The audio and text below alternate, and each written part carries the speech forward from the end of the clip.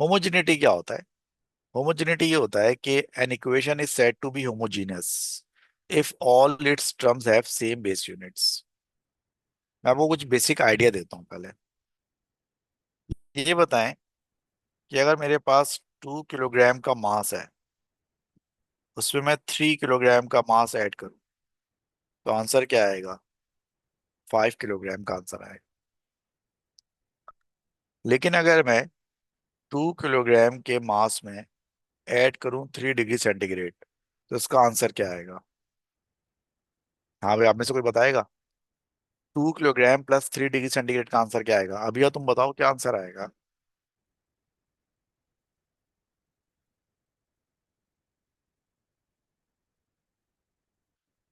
Yes. But two sir kilogram इनके साथ तो यूनिट सेम है ही नहीं, तो लाइक तो इसका मतलब ये होगा कि two how would kilogram we do plus it? 3 centigrade can not be added.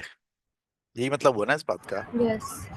तो इसका मतलब ये हुआ कि अगर ये इक्वेशन में दोनों चीजें ऐड नहीं हो सकती, तो इसका मतलब ये है कि जो इक्वेशन है ये नॉन होमोजीनियस है। ठीक है। लेकिन ऊपर वाली इक्वेशन में 2 किलोग्राम 3 किलोग्राम में ऐड हो सकता था और उसका आंसर 5 किलोग्राम आएगा। तो ये इक्वेशन क्या है? ये इक्वेशन होमोजीनियस है। ठीक। होमोजीनिटी का मतलब क्या है? होमोजेनिटी का मतलब ये है कि किसी इक्वेशन में जितनी भी टर्म्स होती हैं, उन सारी टर्म्स की यूनिट सेम होनी चाहिए। अदरवाइज फिर वो ना ऐड हो सकेंगी ना सब्ट्रैक्ट हो सकेंगी। मेरी बात को समझने के लिए पहले आपको एक चीज को क्लियर भी कर लेना होगा, और वो बात ये है कि टर्म का मतलब क्या होता है, इक्वेशन में टर्म का मतलब क्या होता है। फॉर एग्जाम्पल, अगर मैं एक इक्वेशन लिखता हूँ x+y=0, तो इस इक्वेशन में दो टर्म्स हैं। ठीक है। अगर मैं इक्वेशन लिखता हूँ x y+c=0, तो जैद ये बताओ कि इस इक्वेशन में कितनी टर्म्स हैं? x y+c=0। थ्री। 3 टर्म्स हैं। सही है। महानूर, तुम बताओ इस इक्वेशन में कितनी टर्म्स हैं x y+c=0? Sir three. 3। ठीक है। नहीं, लावा तुम बल्कि बताओ। टू। बल्कि टू। लावा तुम बताओ इस इक्वेशन में कितनी टर्म्स हैं?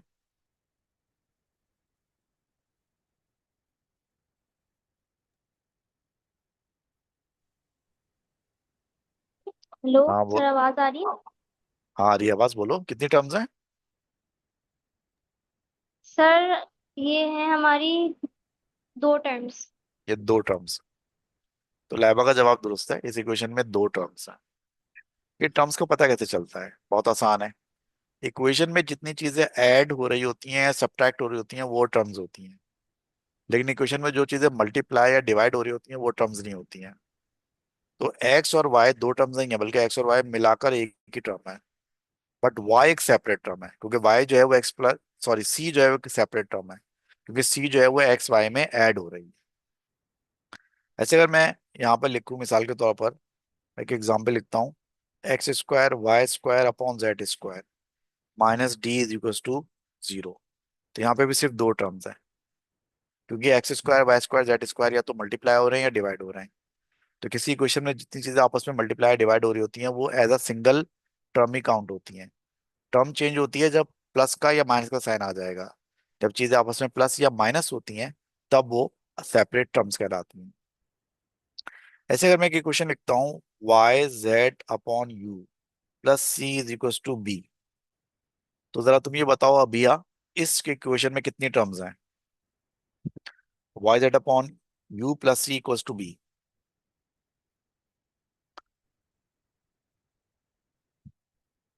यस। थ्री। इसमें 3 टर्म्स हैं। क्यों? क्योंकि y z/u is a single term, then c इसमें ऐड हो रहा है, और on the other side b भी है। क्योंकि देखिए, अगर मैं इस b को लेफ्ट साइड पे लिया हूं तो इक्वेशन क्या बनेगी? y z/u + c, और b इधर आकर माइनस होगा इक्वल्स टू 0। तो हर वो चीज जो है प्लस या माइनस होती है इक्वेशन में, वो टर्म के तौर पे काउंट होती है। तो b भी एक टर्म है, c भी एक टर्म है, और y z/u भी एक टर्म। अब जो होमोजेनिटी है वो क्या कहती है? होमोजेनिटी का मतलब ये होता है कि एक इक्वेशन सही होगी या सही हो सकती है, यानी कि होमोजीनियस हो सकती है, अगर उसकी जितनी भी टर्म्स हैं सबकी बेस यूनिट बराबर हो। मतलब मतलब इफ इक्वेशंस आर होमोजीनियस, अगर इक्वेशन होमोजीनियस है। कौन सी इक्वेशन? फॉर एग्जाम्पल ये equation X plus Y equals to zero. तो इस इक्वेशन का होमोजीनियस होने का मतलब ये है कि जो यूनिट्स एक्स की होंगी वही यूनिट्स किसकी होंगी? वही यूनिट्स वाई की होंगी, क्योंकि दो टर्म्स है ना। तो जो एक टर्म की यूनिट होगी वही दूसरी टर्म की यूनिट होगी। ऐसे ही मिसाल के तौर पर एक इक्वेशन है X plus Y is equals to B. तो इसका मतलब ये है कि जो यूनिट्स ऑफ एक्स होगी वही यूनिट्स ऑफ वाई होगी और वही यूनिट्स ऑफ बी होगी। क्योंकि इस इक्वेशन में तीन टर्म्स आ गई तो तीनों टर्म्स की यूनिट बराबर होनी चाहिए। ऐसे फर्ज करें कि इक्वेशन आ गई X Y plus C is equals to zero. तो यहाँ पर जो unit of X into Y होगी वो बराबर होगी किसके? यूनिट ऑफ सी के। या जो यूनिट ऑफ एक्स वाई है उसको और इलेबरेट कर सकते हैं। आप कह सकते हैं कि जो यूनिट ऑफ एक्स है मल्टीप्लाई बाय जो यूनिट ऑफ वाई। तो मैंने यूनिट ऑफ एक्स और यूनिट ऑफ वाई को मल्टीप्लाई क्यों कर दिया? क्योंकि एक्स और वाई मल्टीप्लाई हो रहे थे ओरिजिनल इक्वेशन में। तो ओरिजिनल इक्वेशन में अगर क्वांटिटीज मल्टीप्लाई हो रही होंगी तो उनकी यूनिट्स भी मल्टीप्लाई हो रही होंगी, और ये दोनों का प्रोडक्ट बराबर होगा यूनिट ऑफ सी के बराबर होगा। ऐसी फर्ज करें अगर एक इक्वेशन लिखी हुई है कि X square Y plus Z बराबर है जीरो के। इसका मतलब ये बनता है कि unit of X square Y बराबर होगी किसके? यूनिट ऑफ जेड के। इसको एक स्टेप और ज्यादा एक्सपेंड करें, इसका मतलब है कि unit of X square multiply by unit of Y बराबर होगा किसके? यूनिट ऑफ जेड के बराबर होगा। इस बात को थोड़ा और आगे बढ़ाते हैं। तो यूनिट ऑफ एक्स स्क्वायर का मतलब है कि आप पहले यूनिट ऑफ एक्स ले लें और जो यूनिट ऑफ एक्स है उसका स्क्वायर कर दें, तो ये यूनिट ऑफ एक्स स्क्वायर हो गई बेसिकली। और फिर इसको आप मल्टीप्लाई करें किससे? यूनिट ऑफ वाई से। तो ये प्रोडक्ट बराबर रहना चाहिए किसके? यूनिट ऑफ जेड के बराबर रहना चाहिए। ठीक है। तो ये जो मैं आपके सामने मैथमेटिक्स कर रहा हूँ उसको हम होमोजेनिटी कहते हैं।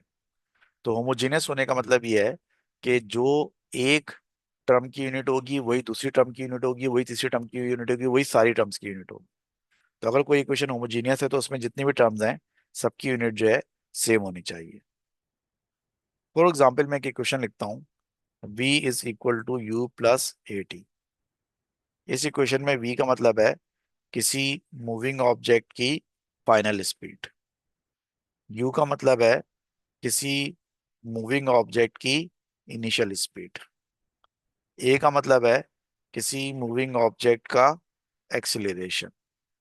और t का मतलब है मूविंग ऑब्जेक्ट का टाइम टेकिंग। अब होमोजेनिटी के हिसाब से जो यूनिट ऑफ v होगी वही यूनिट ऑफ u होगी और वही यूनिट ऑफ at होगी। हम तीनों को अलग अलग कैलकुलेट करते हैं और देखते हैं तीनों बराबर आती हैं या नहीं आती हैं। पहले हम यूनिट ऑफ v निकालते हैं। v का मतलब है फाइनल स्पीड। स्पीड कोई सी भी हो, इनिशियल हो, फाइनल हो, कांस्टेंट हो, एवरेज हो, स्पीड की एक ही यूनिट होती है और वो यूनिट होती है मीटर पर सेकंड। ऐसे हम निकालते हैं unit of you, initial speed की यूनिट। तो अगेन मैंने आपसे कहा कि स्पीड कोई सी भी हो, इनिशियल हो, फाइनल हो, तो यूनिट क्या होती है उसकी? मीटर पर सेकंड। उसके बाद हम निकालेंगे यूनिट ऑफ एटी। अब यूनिट ऑफ एटी का मतलब होगा unit of A multiply by unit of T, क्योंकि जब दो चीजें मल्टीप्लाई होती हैं तो उनकी यूनिट्स भी मल्टीप्लाई होती है। अब यूनिट ऑफ ए यानी कि एक्सेलरेशन की यूनिट होती है मीटर पर सेकंड स्क्वायर, और यूनिट ऑफ टी का मतलब है टाइम की यूनिट सेकंड, इससे हम मल्टीप्लाई करेंगे। तो मीटर पर सेकंड स्क्वायर को जब हम मीटर से सेकंड से मल्टीप्लाई करेंगे तो सेकंड माइनस टू और सेकंड प्लस वन क्या बचेगा? Second minus one. तो देखें यूनिट ऑफ वी जो है वो भी मीटर पर सेकंड आ गई, यूनिट ऑफ यू जो है वो भी मीटर पर सेकंड आ गई, और यूनिट ऑफ ए टी जो है वो भी मीटर पर सेकंड आ गई। इसका मतलब ये हुआ जो इक्वेशन मैंने ऊपर लिखी थी ओरिजिनली वो होमोजेनियस इक्वेशन थी, कि उस इक्वेशन में जितनी भी टर्म्स थी उन सबकी यूनिट बराबर आ रही। तो क्या आपको ये बात समझ में आई कि होमोजेनिटी का मतलब क्या है? होमोजेनिटी का मतलब ये है कि किसी इक्वेशन की सारी जो टर्म्स हैं उनकी यूनिट जो है एक ही होना चाहिए, तो फिर इक्वेशन को हम होमोजीनियस इक्वेशन कहते हैं। पहला क्वेश्चन, इसका पहला सवाल जो है कह रहा है कि verify if the following equations are homogeneous. आप चेक करें कि इक्वेशन होमोजीनियस है या नहीं है। पहली क्वेश्चन है S equals to U T plus half A T square. इसमें उसने बताया हुआ है कि एस का मतलब डिस्प्लेसमेंट है, यू का मतलब इनिशियल स्पीड है, टी का मतलब टाइम है, और ए का मतलब एक्सेलरेशन है। अब अगर ये क्वेश्चन होमोजीनियस होंगी तो सारी टर्म्स की यूनिट जो है वो बराबर होना चाहिए। इसमें तीन टर्म्स हैं। पहली टर्म है एस, तो पहले हम निकालेंगे यूनिट ऑफ एस। एस का मतलब है डिस्प्लेसमेंट, डिस्प्लेसमेंट की यूनिट होती है मीटर। फिर इसमें दूसरी जो टर्म है वो है यूटी। अब यूटी की यूनिट कैसे निकलेगी कि हम पहले यूनिट ऑफ यू निकालेंगे और फिर इसको मल्टीप्लाई करेंगे यूनिट ऑफ टी से, तो ये यूनिट ऑफ यूटी आ जाएगा।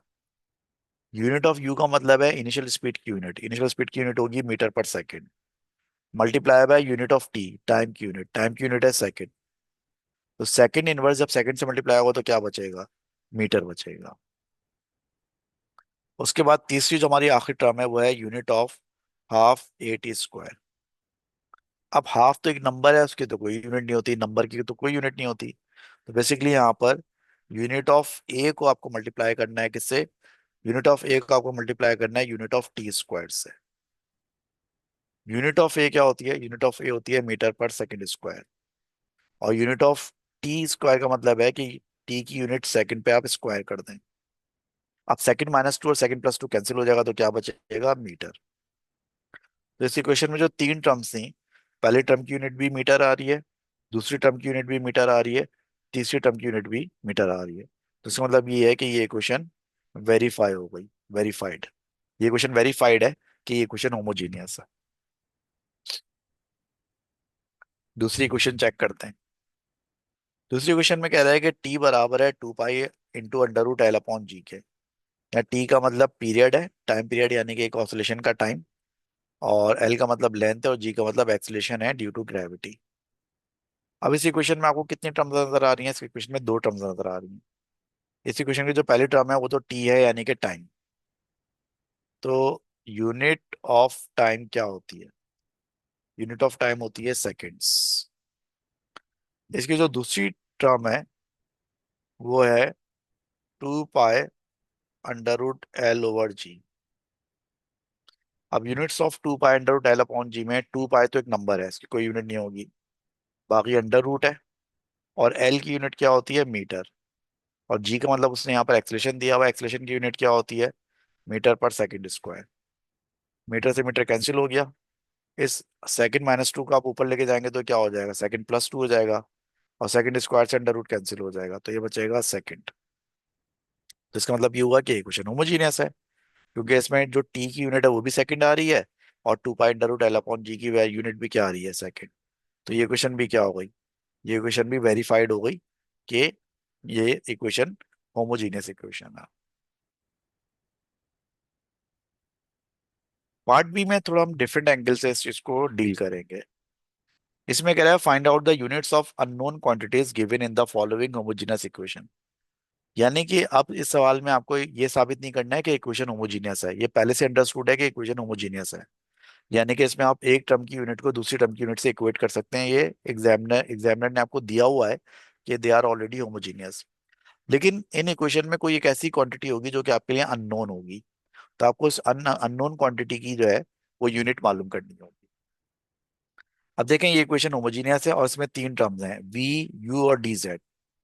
इसका मतलब ये हुआ कि यूनिट ऑफ वी बराबर होना चाहिए किसके, यूनिट ऑफ यू के, और ये दोनों बराबर होना चाहिए किसके, यूनिट ऑफ डी जेड के।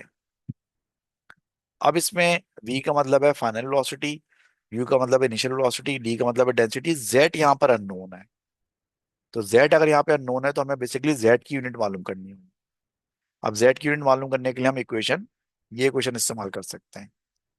हम लिखेंगे यूनिट ऑफ डी जेड बराबर है किसके, यूनिट ऑफ u के बराबर है, या फिर unit of d multiply by unit of z बराबर है किसके, यूनिट ऑफ u के बराबर है।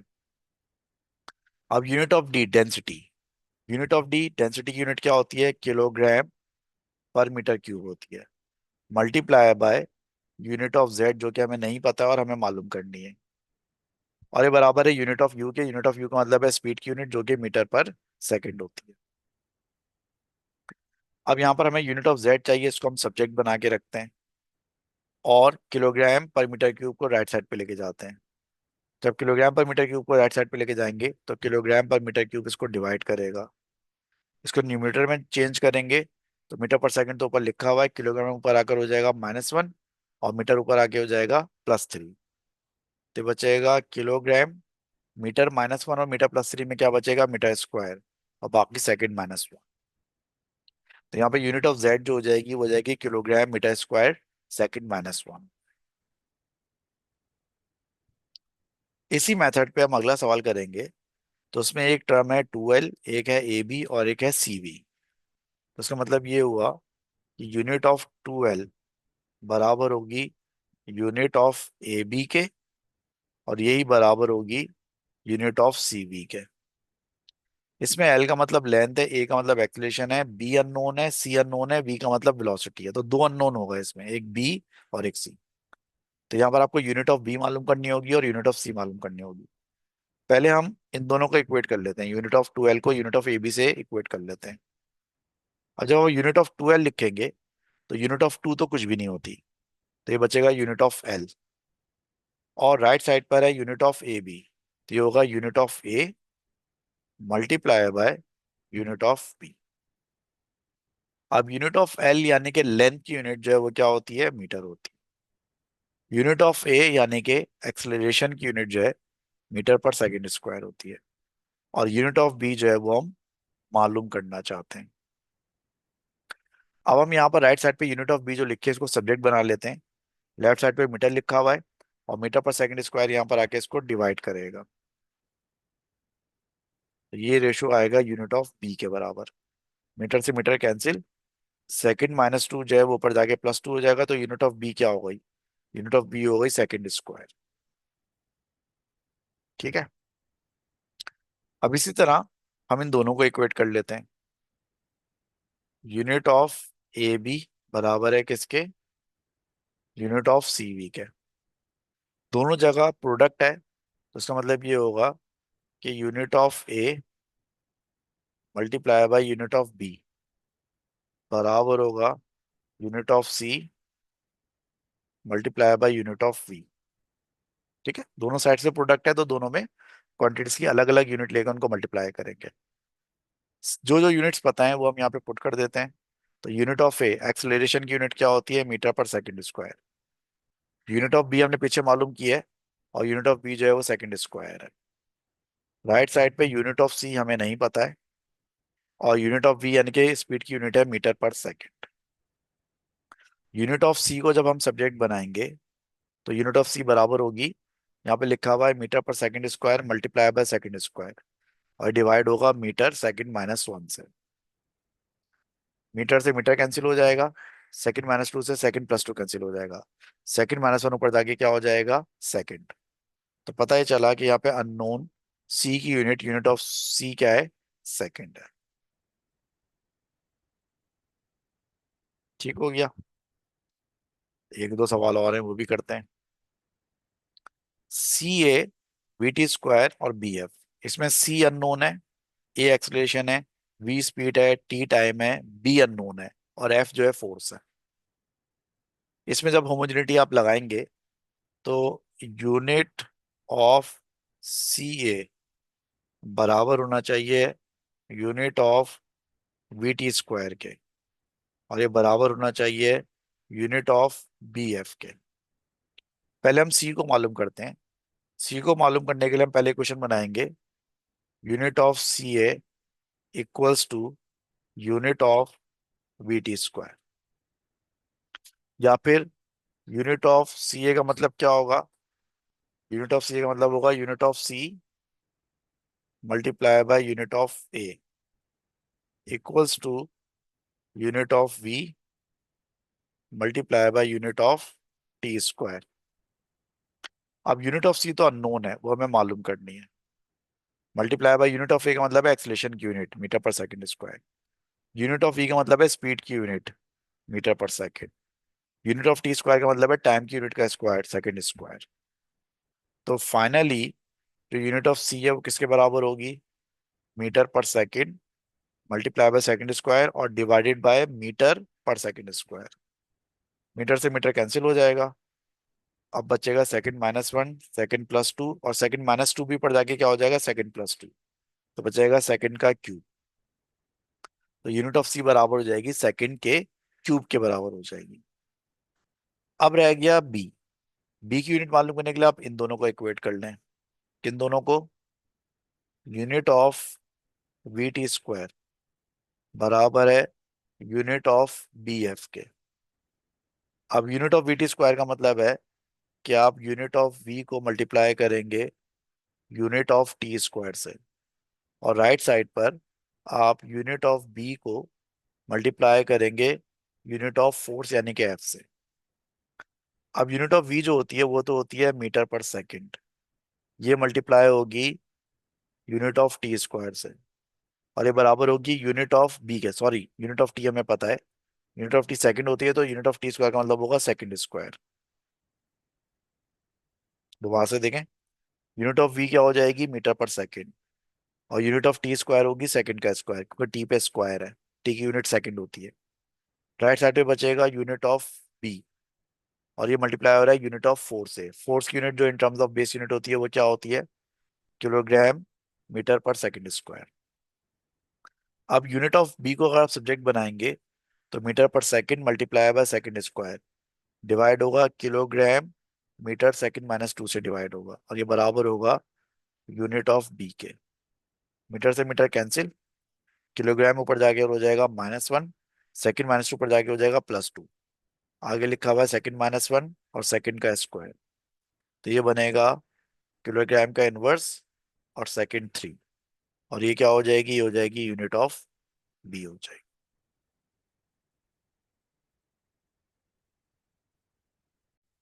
क्वेश्चन क्या है, क्वेश्चन ये है कि अगर एफ बराबर है 3 pi T square over S L P Q, where F means force, T means time period, L means length, P means pressure, then drive a base SI unit for quantity S. तो इस फॉर्मूले में तमाम चीजों के बारे में आपको बताया हुआ है, कौन सी चीज कौन सी क्वांटिटी को रिप्रेजेंट कर रही है सिवाय एस के। तो आपको एस की जो है वो बेस यूनिट ड्राइव करनी है कि एस की बेस यूनिट क्या होगी। अब देखिए फॉर्मूला अगर आपको दिया हुआ है कि F is equal to 3 pi T square upon S L P Q, ठीक है। तो इसमें जिस चीज की आपको यूनिट मालूम करनी होती है पहले आप उसको सब्जेक्ट बनाते हैं। हमें यहाँ पर एस की यूनिट मालूम करनी है तो हम पहले एस को सब्जेक्ट बनाएंगे। एस को सब्जेक्ट बनाएंगे तो बराबर होगा 3 pi T square over S की जगह यहाँ एफ आ जाएगा और एल पी क्यू हो जाएगा। अब अगर हमें बेस यूनिट्स ऑफ एस चाहिए तो हम बाकी तमाम चीजें जो राइट साइड पे लिखी हुई हैं उन सब चीजों की एसआई बेस यूनिट पुट करेंगे। सबसे पहले थ्री लिखा हुआ है, थ्री एक नंबर है तो नंबर की कोई यूनिट नहीं होती। पाई भी एक नंबर है, इसकी भी कोई यूनिट नहीं होगी because it is not a physical quantity. T जो है वो टाइम है, और टाइम की यूनिट सेकंड होती है, और चूंकि टी पे स्क्वायर है तो सेकंड पर भी स्क्वायर आएगा। उसके बाद डिनोमिनेटर में एफ लिखा हुआ है फोर्स। फोर्स की यूनिट हम ड्राइव कर चुके हैं, कई दफा उसको यूज भी कर चुके हैं। और फोर्स की जो एसआई यूनिट न्यूटन होती है वो in terms of SI base unit equivalent होती है किलोग्राम मीटर पर सेकंड स्क्वायर के इक्विवेलेंट होती है। एल का मतलब यहाँ पर लेंथ है, लेंथ जाहिर है ऑब्वियसली हम किस में नापते हैं, मीटर में नापते हैं। और पी का मतलब यहाँ प्रेशर, आई थिंक प्रेशर ही था ना पी का मतलब, यस पी का मतलब प्रेशर है। और प्रेशर की एसआई यूनिट वैसे तो पास्कल होती है, लेकिन उसको हमने in terms of base unit drive किया हुआ, और in terms of base unit इसको हमने ड्राइव किया था kilogram metre inverse second minus two में, और उसको हमने जो है वो ड्राइव किया था in terms of kilogram metre inverse second minus two में। अब इसको हम सिंप्लीफाई कर लेते हैं। ऊपर लिखा हुआ है सेकंड स्क्वायर, नीचे अगर आप देखें तो 2 किलोग्राम है तो किलोग्राम मल्टीप्लाई बाय किलोग्राम क्या हो जाएगा, किलोग्राम का स्क्वायर हो जाएगा। फिर नीचे एक मीटर है, एक मीटर माइनस वन है तो मीटर से मीटर माइनस वन कैंसिल हो जाएगा तो सिर्फ एक मीटर बचेगा। और एक सेकंड माइनस टू है, दूसरा भी सेकंड माइनस टू है तो ये क्या हो जाएगा, सेकंड माइनस फोर हो जाएगा। अब जो यूनिट्स डिनोमिनेटर में लिखी हैं हमें आपको पता है कि हम अब ए लेवल्स में यूनिट्स हम फ्रैक्शन में नहीं लिखते, तो जो यूनिट्स डिनोमिनेटर में होती हैं उनको हम न्यूमरेटर में कन्वर्ट। तो मैं ये कह रहा था कि हम एस लेवल में जो है वो यूनिट्स जो है फ्रैक्शन में नहीं लिखते हैं, तो यूनिट्स डिनोमिनेटर में होती को हम न्यूमरेटर में ले जाते हैं। ठीक है, तो उनको अगर हम न्यूमरेटर में लेके जाते हैं तो ये क्या बनेगा, ऊपर लिखा हुआ है सेकंड स्क्वायर, नीचे जो है जो लिखा हुआ था सॉरी किलोग्राम, ऊपर जाके क्या हो जाएगा किलोग्राम -2, मीटर ऊपर जाकर हो जाएगा -1, सेकंड ऊपर जाकर हो जाएगा +4। तो ये क्या बनेगा, बनेगा किलोग्राम -2, सेकंड स्क्वायर और सेकंड 4 कितना हो जाएगा सेकंड 6 और मीटर -1। अच्छा एक चीज और है, वो ये कि ये जो आपका ये जो आपका ऑर्डर है ना, जब आप यूनिट्स लिखते हैं तो ये ऑर्डर जो है मैटर नहीं करता, मतलब मैं किलोग्राम को पहले लिखूं या मैं सेकंड को पहले लिखूं, डजेंट मैटर, क्योंकि सब मल्टीप्लाई हो रहे हैं ना। और आप एक्स को वाई से मल्टीप्लाई करें, वाई को एक्स से मल्टीप्लाई करें, क्या फर्क पड़ता है। ठीक है, तो लिहाजा अगर आप इस यूनिट को मिसाल तौर पे किलोग्राम -2 मीटर -1 सेकंड की पावर 6 लिख दें तो भी ओके, कोई फर्क नहीं पड़ता उससे। ठीक है, तो ये आपकी एस की यूनिट आ गई फुल एंड फाइनल। अब ये कह रहा है कि also find the value of S if F is equals to 250, T is equals to 0.8, L is equals to 12.2 and P is equals to 2.2 exponent 3। All values are given in units. अभी जब हमने S को subject बनाया था, तो S को subject बनाने पे फॉर्मूला बना क्या था। जब हमने एस को सब्जेक्ट बनाया था तो एस को सब्जेक्ट बनाने पे फॉर्मूला जो बना था वो बना था 3πt² अपॉन FL p³ ये फॉर्मूला बना था। अब हमें इसकी वैल्यू निकालनी है, तो हम क्या करेंगे, तमाम चीजों की जो है वो वैल्यू पुट कर देंगे इसमें। अच्छा एक चीज नोट करें, जब मैं इसकी यूनिट्स निकाल रहा था तो इसकी यूनिट्स निकालते वक्त मैंने 3 और π को इग्नोर कर दिया था, क्योंकि 3 और π दोनों नंबर्स हैं और नंबर्स की कोई यूनिट नहीं होती। लेकिन जब मैं इसकी वैल्यू निकालूंगा तो फिर मैं 3 और π को इग्नोर नहीं करूंगा, क्योंकि 3 और π जो है वो यूनिट्स को कैलकुलेट करने में, वैल्यूज को कैलकुलेट करने में काम आएंगे। तो 3 अपनी जगह पर है, पाई अपनी जगह पर है, टी की वैल्यू उसने कितनी दी हुई है, टी की वैल्यू उसने 0.8 दी हुई है। तो चूंकि टी पे स्क्वायर है तो 0.8 पे भी स्क्वायर हो जाएगा। डिवाइड बाय फोर्स, फोर्स की वैल्यू इसने दी हुई है 250, तो फोर्स की जगह आ जाएगा 250। मल्टीप्लाई बाय लेंथ, लेंथ इसने दी हुई है 12.2। मल्टीप्लाई बाय प्रेशर का स्क्वायर, प्रेशर का क्यूब सॉरी, और प्रेशर की वैल्यू उसने कितनी दी हुई है, प्रेशर की वैल्यू से दी हुई है 2.2 एक्सपोनेंट 3 दी हुई है। ठीक है, तो आपके पास अगर कैलकुलेटर है तो प्लीज इसको कैलकुलेट करके बताएं जरा मुझे जल्दी से।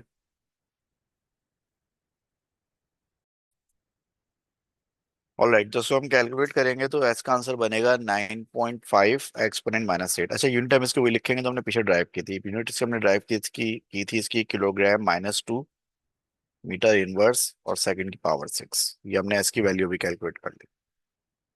तो इस एग्जाम्पल से आपको ये सबक भी मिला कि जब आप किसी चीज की, किसी वेरिएबल की, किसी क्वांटिटी की यूनिट डिराइव कर रहे होते हैं तो उसमें जो नंबर्स होते हैं उनको इग्नोर कर देते हैं, नंबर्स का यूनिट निकालने में कोई काम नहीं होता।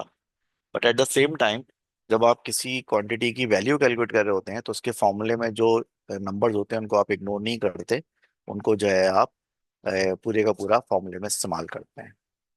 ठीक है, चलो जी और आगे चलते हैं इसके बाद हम।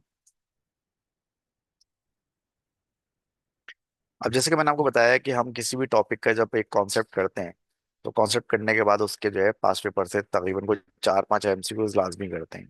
ये 4-5 MCQs करने से फायदा होता है कि हमें आइडिया हो जाता है कि एग्जामिनर इस टॉपिक को किस तरह से जो है वो क्वेश्चन करता है, किस तरह से वो हमसे जो है मालूम करता है। तो इससे हमें बहुत अच्छा, एक बहुत ही क्विक और फौरन जो है इमीडिएट आइडिया हो जाता है। अब जो हमने होमोजेनिटी का कॉन्सेप्ट समझा है अभी, तो ये 5 क्वेश्चन हैं फ्रॉम पास पेपर्स, और ये पांचों क्वेश्चन जो है होमोजेनिटी से रिलेटेड है। तो आपको ये क्वेश्चन सॉल्व करके आपको आइडिया होगा कि how the questions of homogeneity are asked in the paper.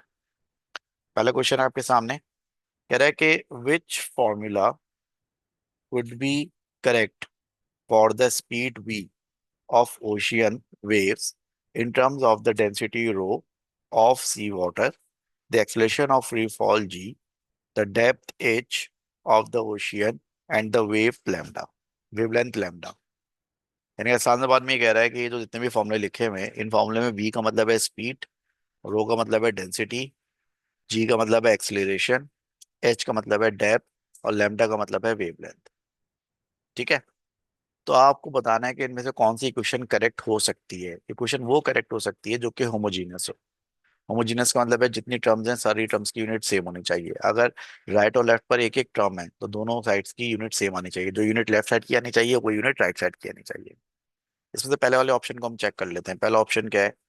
पहले ऑप्शन में ये कह रहा है कि स्पीड v बराबर है अंडर रूट जी लैम्डा के। तो हम लेफ्ट साइड और राइट साइड दोनों पर यूनिट पुट करके देखते हैं।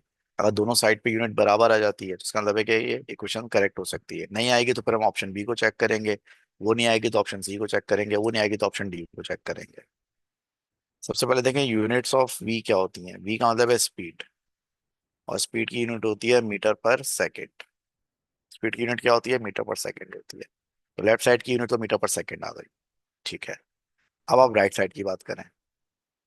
राइट साइड में आपके पास है अंडर रूट जी लैम्डा। राइट साइड पे आपके पास है अंडर रूट जी लैम्डा। तो सबसे पहले हम क्या करेंगे, अंडर रूट जो लिखा हुआ है उसको हम चेंज नहीं कर सकते, वो ऐसे कैसे ही रहेगा। G, G is a kind of acceleration. तो जो एक्सलेशन होता है उसकी यूनिट क्या होती है? उसकी यूनिट होती है मीटर पर सेकंड स्क्वायर। और ये मल्टीप्लाई हो रहा है वेवलेंथ से। Wavelength is a type of length. तो लेंथ की यूनिट क्या होती है? मीटर। सिंप्लीफाई करेंगे तो ये अंडर रूट में हो जाएगा, मीटर मीटर से मल्टीप्लाई होकर क्या हो जाएगा? Metre square. और सेकंड माइनस टू को अगर मैं डिनोमिनेटर में लिख दूं तो ये सेकंड प्लस टू हो जाएगा। इसको डिनोमिनेटर में इसलिए लिखा था कि ये स्क्वायर बन जाए, प्योर स्क्वायर। जब ये प्योर स्क्वायर बन जाएगा तो मीटर स्क्वायर भी रूट से कैंसिल हो जाएगा, सेकंड स्क्वायर भी रूट से कैंसिल हो जाएगा। तो क्या बचेगा? मीटर पर सेकंड बचेगा। और मीटर पर सेकंड को हम इस तरह लिखते हैं। तो लेफ्ट साइड पर जो स्पीड थी उसकी यूनिट मीटर पर सेकंड आ रही थी, और राइट साइड पे जो अंडर रूट जी लैम्डा है उसकी यूनिट भी क्या आ रही है? मीटर पर सेकंड आ रही है। इसका मतलब ये है कि इस इक्वेशन का जो पहला ऑप्शन है उस पहले ऑप्शन में जो इक्वेशन है वो होमोजीनस है। तो चूंकि ये इक्वेशन होमोजीनस है तो ये इक्वेशन करेक्ट हो सकती है। ये बात ध्यान में रखें कि होमोजीनियस होना पहला क्राइटेरिया है इक्वेशन के करेक्ट होने का, लेकिन ओनली क्राइटेरिया नहीं है। मैंने आपसे क्या बोला कि होमोजीनियस होना जो है वो पहला क्राइटेरिया है इक्वेशन के सही होने का, लेकिन ओनली क्राइटेरिया नहीं है। आप मेरी बात समझ पा रहे हैं नहीं समझ पा रहे? फ्रैंकली बताएं, अगर नहीं समझ पा रहे तो मैं एग्जाम्पल से समझाऊं आपको। हाँ भी, और जवाब दिया करें फौरन बात का। Can you explain it with मैं आपको बड़ी सिंपल एग्जाम्पल से समझा देता हूँ। आप मिसाब मास मिसाब ने लेवल्स कर दिया। अब आप आईबी में एडमिशन लेने जाते हैं या आप लम्स में एडमिशन लेने जाते हैं, सही है, या किसी भी यूनिवर्सिटी में एडमिशन लेने जाते हैं। वो यूनिवर्सिटी कहती है कि भाई हम ना आपको ना दो क्राइटेरिया है एडमिशन देने के। सबसे पहले तो क्या आपकी जो मिनिमम परसेंटेज है वो 60% होना चाहिए। 60% आपकी परसेंटेज होगी तो आप जो है टेस्ट के लिए एलिजिबल हो जाएंगे। और फिर आपको जो एडमिशन टेस्ट है वो क्लियर करना होगा तो आपका एडमिशन हो जाएगा। ठीक है। तो मुझे ये बताओ कि अगर हमारे पास 10 बच्चे हैं और 10 के 10 की परसेंटेज 60% है तो क्या 10 के 10 का यूनिवर्सिटी में एडमिशन हो जाएगा? नहीं सर। right? इसका जवाब होगा कि पता नहीं। क्यों? क्योंकि अगर 10 के 10 बच्चे टेस्ट क्लियर कर लेते हैं तो एडमिशन हो जाएगा, और में से जो नहीं करता उसका एडमिशन नहीं होगा।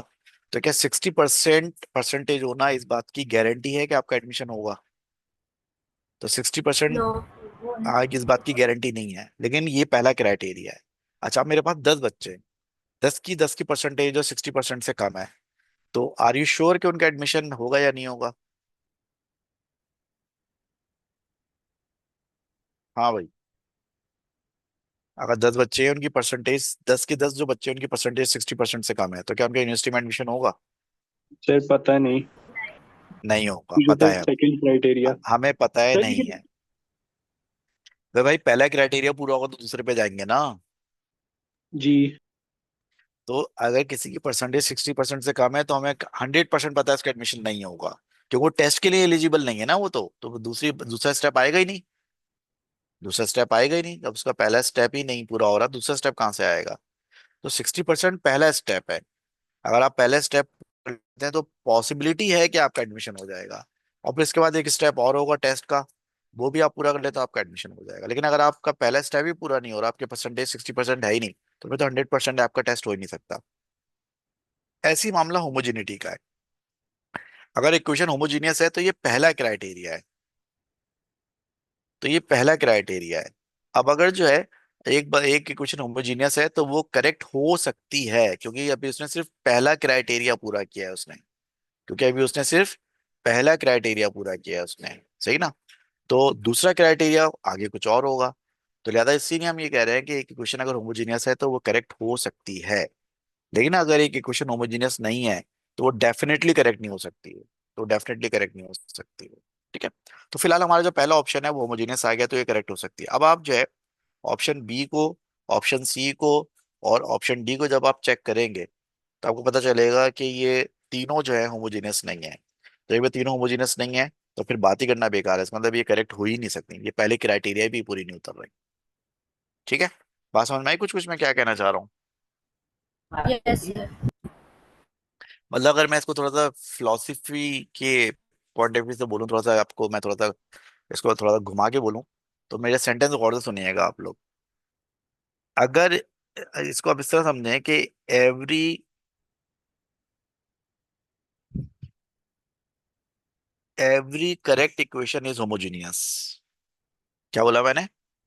Every correct equation is homogeneous but every homogeneous equation is not correct. क्या ये बात समझ में आई आप लोगों को मैं क्या कह रहा हूँ? Yes sir. every correct equation is homogeneous but every homogeneous equation is not correct। ये वो वाली बात हो गई कि हर वो बच्चा जिसका यूनिवर्सिटी में एडमिशन हुआ होगा उसकी 60% होगी मिनिमम, लेकिन हर वो बच्चा जिसकी मिनिमम 60% होगी इसका जरूरी नहीं है कि एडमिशन हो जाए। ठीक है, आगे चलते हैं। Question number 2, which of the following could be measured in the same units as force. ये चार एक्सप्रेशंस लिखी हुई हैं, इन चारों में से कौन सी एक्सप्रेशन है जिसको हम सॉल्व करेंगे तो उसका आंसर जो है फोर्स आएगा। पहले एक्सप्रेशन में लिखा हुआ है एनर्जी अपॉन डिस्टेंस। एनर्जी यानी कि वर्क। वर्क क्या होता है? वर्क होता है फोर्स मल्टीप्लाई बाय डिस्टेंस। और ये डिवाइड किससे हो रहा है? डिवाइड भी डिस्टेंस हो रहा है। तो डिस्टेंस से डिस्टेंस कैंसिल हो जाएगा तो क्या बचेगा? डिस्टेंस से डिस्टेंस कैंसिल हो गया तो फोर्स बचेगा। डिस्टेंस से डिस्टेंस कैंसिल हो गया तो क्या बचेगा? फोर्स बचेगा। ठीक है, तो हमारा आंसर आ गया। बाकी अगर आप एनर्जी को डिस्टेंस से मल्टीप्लाई करें तो ये कुछ भी नहीं बनेगा। एनर्जी को टाइम से डिवाइड करें तो ये पावर बन जाएगा। और मोमेंटम को अगर डिस्टेंस से मल्टीप्लाई तो पता नहीं क्या बनेगा, कुछ भी नहीं बनेगा ये। ठीक है। तो लिहाजा एनर्जी अपॉन डिस्टेंस जो है फोर्स के बराबर आएगा, क्योंकि एनर्जी वर्क है यानी कि फोर्स मल्टीप्लाई डिस्टेंस है, और उसको डिवाइड बाय डिस्टेंस करेंगे तो डिस्टेंस डिस्टेंस कैंसिल हो जाएगा, फोर्स। तो आंसर क्या हो जाएगा? ये हो जाएगा। और क्वेश्चन नंबर 3 में क्या कह रहा है? ये कह रहा है the unit of resistivity expressed in terms of base unit is given by kilogram x cube y minus 2 z minus 3। कह रहा है which base units are X Y and Z. तो ये एक्स वाई जेड किन units को represent कर रहा है? अब देखिए, इससे पहले सबसे पहले आपको ये करना पड़ेगा, आपको रेजिस्टिविटी की यूनिट निकालना पड़ेगी। वैसे बाय द वे रेजिस्टिविटी की यूनिट हमारे पास है, हम चाहे तो अलग से भी निकाल सकते हैं, लेकिन हमारे पास जो है ड्राइव यूनिट जो हमने लिखी थी उसमें रेजिस्टिविटी की यूनिट मेरे ख्याल में होगी। ये जो आपका टेबल है पेज नंबर 17 पर, इसमें देखें रेजिस्टिविटी की यूनिट मौजूद है। रेजिस्टिविटी की यूनिट होती है ओहम मीटर। रेजिस्टिविटी की यूनिट क्या होती है? ओहम मीटर्स होती है। तो लिहाजा यहाँ पर जो रेजिस्टिविटी की यूनिट है वो मैं लिख देता हूँ। और रेजिस्टिविटी की यूनिट जो है वो है ओहम मीटर है। ये रेजिस्टिविटी की यूनिट आ गई, ओहम मीटर। लेकिन इसमें आपको पता है कि मीटर जो है वो बेस यूनिट है, लेकिन जो ओहम है वो बेस यूनिट नहीं है, ओहम जो है वो डिराइव्ड है। तो हम ओहम को जो है वो in terms of base unit लिखेंगे। और ओम को जब हम in terms of base unit लिखेंगे तो ohm in terms of base unit आप देख सकते हैं, ये भी हम ऑलरेडी ड्राइव कर चुके हैं पीछे। अगर मैं आपको दिखाऊं तो हमने ओम को ड्राइव किया था यहाँ पर, ये देखें ओम यहाँ पे ड्राइव हुआ हुआ है। जब हमने ओम को in terms of base unit drive किया था तो ओम बराबर आया था kilogram metre square second minus 3 and ampere minus 2। तो ओम को मैं रिप्लेस कर सकता हूँ ओम की बेस यूनिट की वैल्यू से, और ओम की बेस यूनिट की वैल्यू है kilogram metre square second minus 3 and ampere minus 2। और आगे एक मीटर है जो कि इससे मल्टीप्लाई हो रहा है। अब इसको हम सिंप्लीफाई करेंगे तो ये क्या बनेगा? बनेगा किलोग्राम मीटर स्क्वायर, जब मीटर से मल्टीप्लाई होगा तो क्या हो जाएगा? मीटर क्यूब हो जाएगा। एम्पियर जो है वो -2 है और सेकंड जो है वो -3 है। तो ये ओम की यूनिट्स बनती हैं इन टर्म्स ऑफ बेस यूनिट्स। ये ओम की यूनिट्स बनती है इन टर्म्स ऑफ बेस यूनिट्स। अब हमें क्वेश्चन में जो एक्सप्रेशन दी हुई है, अगर इस एक्सप्रेशन को हम कंपेयर करें तो क्वेश्चन में एक्सप्रेशन दी हुई है kilogram x³ y⁻², and z⁻3। तो अगर हम इसको इससे कंपेयर करें तो देखें किलोग्राम की जगह तो किलोग्राम आ गया। क्वेश्चन में जो एक्सप्रेशन दी हुई थी उसमें x पे क्यूब था, हमारी एक्सप्रेशन में मीटर पे क्यूब है। तो इसका मतलब ये हुआ कि जो ओरिजिनल एक्सप्रेशन थी उसमें x बेसिकली मीटर को शो कर रहा था। ठीक है। इसी तरह जो y है उसकी पावर -2 थी, हमारे एक्सप्रेशन में एम्पियर की पावर -2 है। तो बेसिकली y किसको शो कर रहा है? y यहाँ पर एम्पियर को शो कर रहा है। और ओरिजिनल एक्सप्रेशन में z पावर -3 था और हमारी इक्वेशन में जो है हमने जो एक्सप्रेशन निकाली उसमें सेकंड -3 है। तो बेसिकली z जो है किसको शो कर रहा है? z जो है बेसिकली यहाँ पर सेकंड को शो कर रहा है। ठीक है। तो x बेसिकली मीटर है, y बेसिकली यहाँ पर एम्पियर है और z बेसिकली यहाँ पर सेकंड है। तो x की जगह आना चाहिए मीटर, y की जगह आना चाहिए एम्पियर और z की जगह आना चाहिए सेकंड। ठीक है। तो मीटर एम्पियर सेकंड कौन सा ऑप्शन में लिखा हुआ है? मीटर एम्पियर सेकंड जो है वो ऑप्शन बी में लिखा हुआ है। x मीटर को शो कर रहा है, y एम्पियर को शो कर रहा है और z जो है वो सेकंड को शो कर रहा है। तो लिहाजा इसका आंसर ऑप्शन बी हो जाएगा। क्या ये बात आप सब लोगों की समझ में आ गई? जी सर। ठीक है, हफ्सा बेटा बात समझ में आई? Yes sir. ऑलराइट। जिनिया तुम्हें कुछ आइडिया है इसका? तुमने टॉपिक पढ़ा हुआ है, कुछ समझ में आ रहा है या कुछ? जी सर। ऑलराइट। अभी खैर मैं तुम्हें बेनिफिट ऑफ डाउट दे रहा हूँ क्योंकि तुमने अभी ज्वाइन किया है, लेकिन ये कि नेक्स्ट टॉपिक जो है उससे तुम्हें फॉलो करना होगा क्योंकि बता रहे बिल्कुल नया टॉपिक होगा। ठीक है। क्वेश्चन नंबर 4 में कह रहा है the speed of a liquid leaving a tube depends on the change in pressure delta P and the density rho of the liquid, the speed is given in the equation. ये formula है। इस फॉर्मूले में v का मतलब है speed, delta P का मतलब है प्रेशर या चेंज इन प्रेशर, रो का मतलब है डेंसिटी, n जो है वो इस एक्सप्रेशन की पावर है। जबकि k जो है it is a constant which has no units, k यहाँ पर एक यूनिटलेस कांस्टेंट है। तो क्वेश्चन ये है कि जो पावर n है इसकी वैल्यू क्या होगी? n की वैल्यू निकालनी है यहाँ पर। देखिए n की वैल्यू हम कैसे निकालेंगे, हम एक काम करते हैं इस एक्सप्रेशन में सारी यूनिट्स पुट कर देते हैं और फिर यूनिट्स को सिंप्लीफाई करके हम जो पावर n है उसको निकालने की कोशिश करेंगे। इस एक्सप्रेशन में लेफ्ट साइड पे स्पीड लिखा हुआ है v, स्पीड की यूनिट क्या होती है? स्पीड की यूनिट होती है मीटर पर सेकेंड। उसके बाद इस एक्सप्रेशन में राइट साइड पे k लिखा हुआ है, k की कोई यूनिट नहीं है। तो चूंकि k की कोई यूनिट नहीं है तो उसको हम क्या कर देंगे? इग्नोर कर देंगे।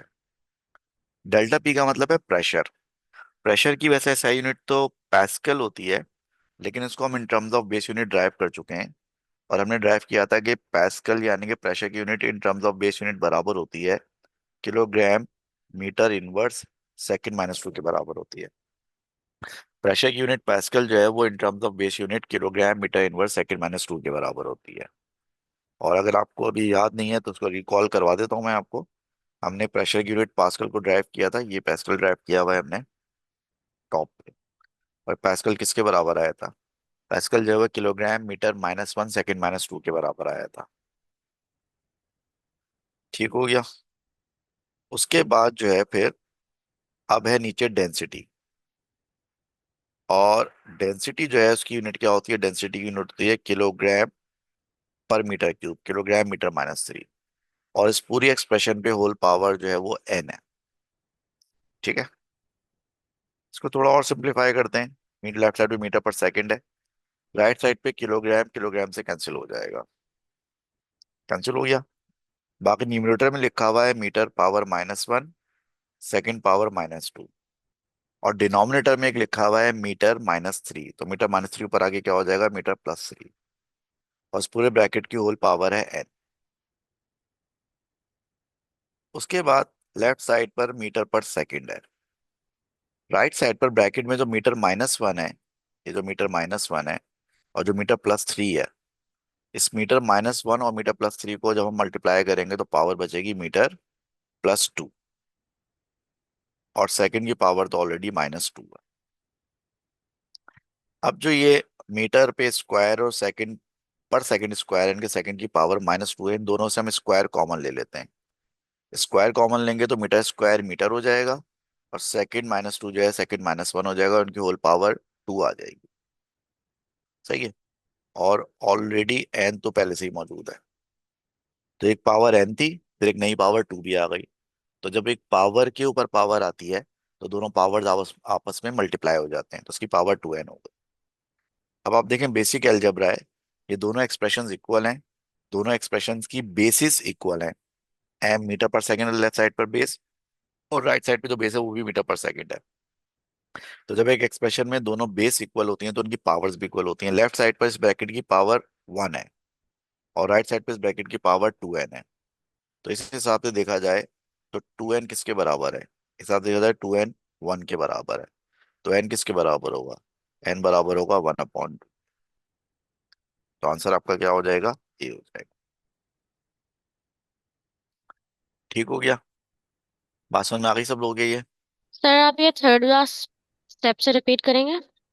देखो, हमारे पास जो है हुआ ऐसा था कि लेफ्ट साइड पे तो मीटर पर सेकंड था, राइट साइड पे हमारे पास बचा था मीटर स्क्वायर सेकंड -2, और उस पे होल पावर n थी। ये जो मीटर स्क्वायर है और सेकंड -2, यहाँ से मैंने स्क्वायर कॉमन ले लिया। इसको मतलब और सिंप्लीफाई करके दिखाता हूँ। मीटर स्क्वायर और सेकंड -2 का मतलब बेसिकली क्या है? मीटर स्क्वायर सेकंड -2 का मतलब है बेसिकली मीटर स्क्वायर, और सेकंड -2 को मैं नीचे लिखूंगा तो सेकंड स्क्वायर हो जाएगा ना। अब मैं इन दोनों का स्क्वायर कॉमन ले लूंगा तो ये मीटर अपॉन सेकंड का होल स्क्वायर भी तो लिख सकता हूँ उसको मैं। ऐसे लिख सकता हूँ उसको, metre square upon second square को मीटर अपॉन सेकंड का होल स्क्वायर लिख सकता हूँ ना। और फिर जब मैं सेकंड को ऊपर लेकर आऊंगा तो ये -1 हो जाएगा ये। तो मीटर सेकंड -1 पे ये होल स्क्वायर आ जाएगा। और ऑलरेडी इसके ऊपर पावर n भी थी, तो वो पावर n और स्क्वायर दोनों मल्टीप्लाई होकर क्या हो जाएंगे? 2n हो जाएंगे। ठीक है? अब सवाल समझ में आई अब? जी सर। ठीक। Question number 5। The frequency f of vibration of a mass m supported by a spring with spring constant k is given by the equation। Frequency f बराबर है c m power p k power q, where c is a constant with no units। So what are the values of p and q? देखिए इस expression में f का मतलब है frequency, और frequency की जो यूनिट होती है वो होती है हर्ट्स।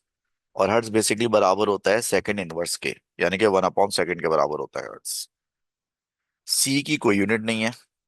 ठीक है, सी की कोई यूनिट नहीं है। एम जो है वो मास है, और मास की यूनिट जो होती है वो क्या होती है? मास की यूनिट किलोग्राम होती है। और के यहाँ पर स्प्रिंग कांस्टेंट है। के यहाँ पर क्या है? स्प्रिंग कांस्टेंट है। स्प्रिंग कांस्टेंट जो होता है उसकी यूनिट होती है न्यूटन पर मीटर। ठीक है, ये टेबल में लिखी हुई है, ओलिविज में ही पढ़ा था, और आप खुद भी याद कर सकते हैं कि spring constant load upon extension होता है। तो लोड जो होता है वो न्यूटन में होता है और एक्सटेंशन मीटर में होती है, तो न्यूटन अपॉन मीटर या न्यूटन पर मीटर इसकी यूनिट हो जाएगी। अलबत्ता इस न्यूटन पर मीटर को अगर मैं बेस में लिखना चाहूँ तो न्यूटन की जगह क्या आएगा? ये न्यूटन पर मीटर जो इसकी यूनिट है स्प्रिंग कांस्टेंट की, इसको अगर मैं बेस में कन्वर्ट करना चाहूँ तो न्यूटन की जगह क्या आएगा? किलोग्राम मीटर पर सेकंड स्क्वायर। और आगे क्या है? Metre inverse. तो किलोग्राम मीटर पर सेकंड स्क्वायर का मीटर मीटर से कैंसिल हो जाएगा, तो न्यूटन पर मीटर बराबर होगा किलोग्राम पर सेकंड स्क्वायर के बराबर होगा। ठीक हो गया?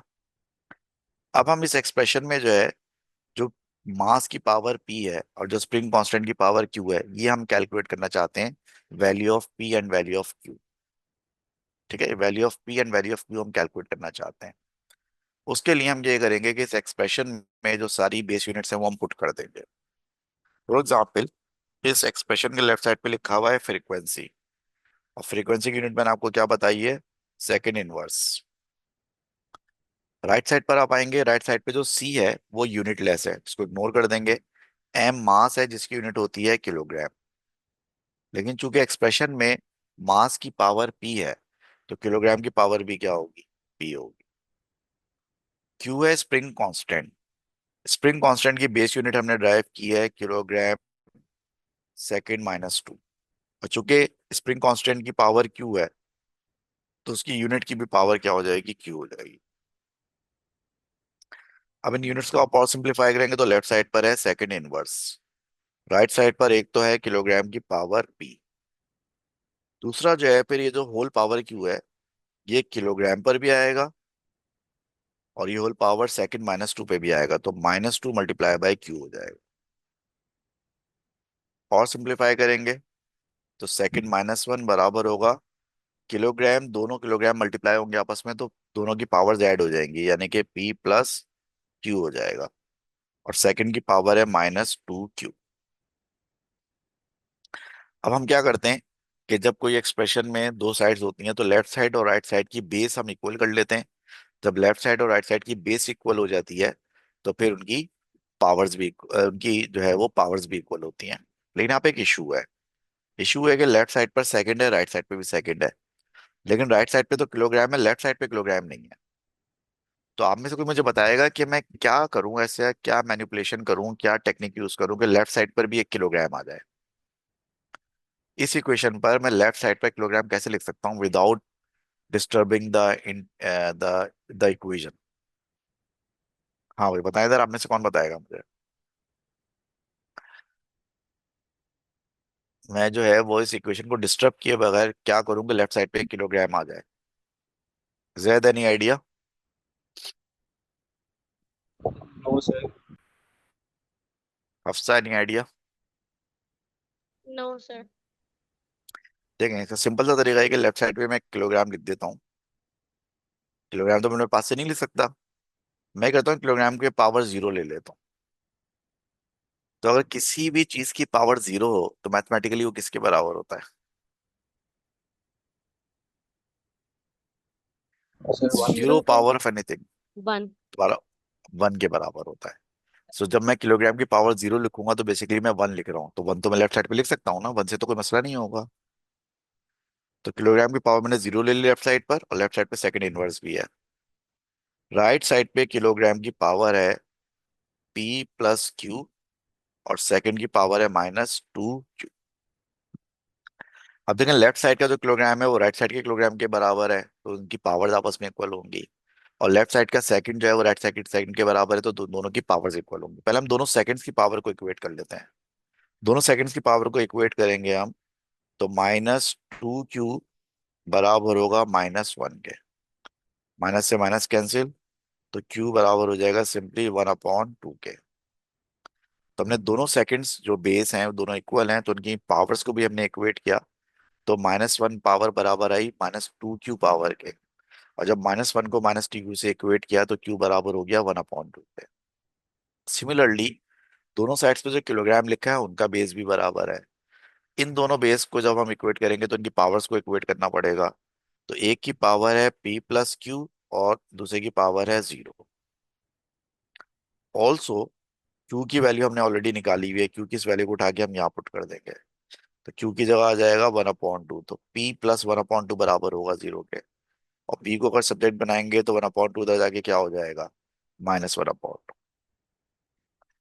तो नतीजा ये निकला कि अगर आप इस एक्सप्रेशन में सारी बेस यूनिट्स पुट करेंगे तो क्यू बराबर आएगा वन अपॉन टू के, और पी बराबर आएगा माइनस वन अपॉन टू के।